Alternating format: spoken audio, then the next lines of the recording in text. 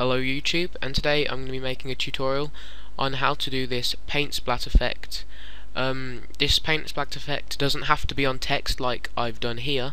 It can be on any object, it could be on a shape, it could be on literally anything you want. Now, to get started, create a new document. Mine's going to be 500 pixels by 200 pixels, but it doesn't have to. And this is a personal preference, but when I'm creating this sort of effect, I actually like to change the colour of the background. So first, unlock the background by double clicking it, hit OK, go over to Edit, Fill, and 50% grey, and OK. That will make the background grey, and I think it's just a lot easier to work with when you're doing this. Now, click on your text tool to start, because I'm going to be doing this tutorial with text. You don't have to use text, but I'm going to be using text. Then write something like GFX for graphics. Center it a little. Maybe make it a bit bigger. Maybe make it a bit more. Let's just center it. There we go.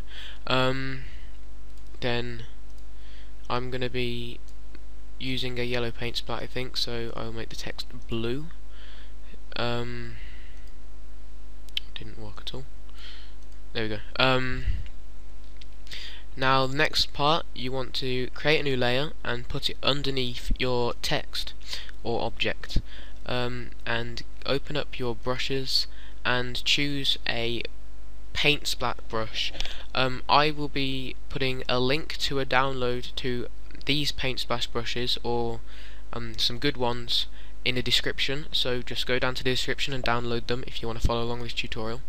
Open a brush you want to create a splat with, and because it usually starts off with a really big size, you'll have to lower it down a little until it's the right size for you.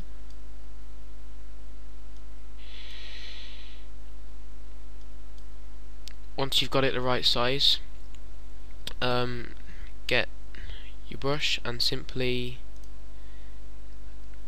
put it where you want to put it, like that. Now, you've got the paint underneath. Now, to make it look like it's actually more underneath, not just like layered on a picture, go onto the text layer, double click it to get into the layer style, and click on drop shadow. Go into the drop shadow and put the distance up a little bit so it looks like it's a little bit higher. Then if you want, you can make the text look a little bit nicer. I'm not going to go into how to make it look nicer now, but I'm not going to try to make it look much nicer. I'm just going to do that, make it look a bit nicer.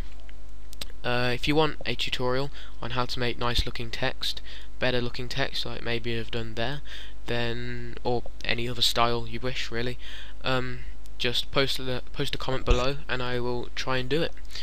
Then create a new layer, this time above the text, and you might want to zoom in. Now get back on your brush, and this is the part where you have to control and click on the graphics layer. This will select the graphics layer so that only things can happen inside that selection. So I'll only be able to draw on the G, the F and the X. So next you need to match up your brush to the splat you've already done. It doesn't have to be exact, just kind of a rough place, and then click, and it will just go on the area of the text. Now you can click off that and go into zoom out. Now go into the layer with that's underneath the text with the paint splat on, and go to Image, Adjustments and Exposure. What we're going to do here is, because obviously if the text is behind the paint splat is behind the text a little bit further back than the paint splat on front, it will probably have a bit more shadow on and be a bit darker. So all you want to do is lower the exposure of it just a tiny amount, not too much, because it won't look very good. But if you see there, it's very subtle, but with graphics usually being subtle is the key to making it look good. Now that is pretty much the paint splat effect done. If you look here, I haven't actually done much else to it. You can do tiny adjustments to it, like if you go into the bottom layer, you could add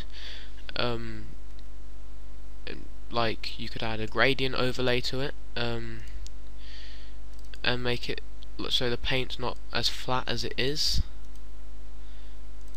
If you do like that,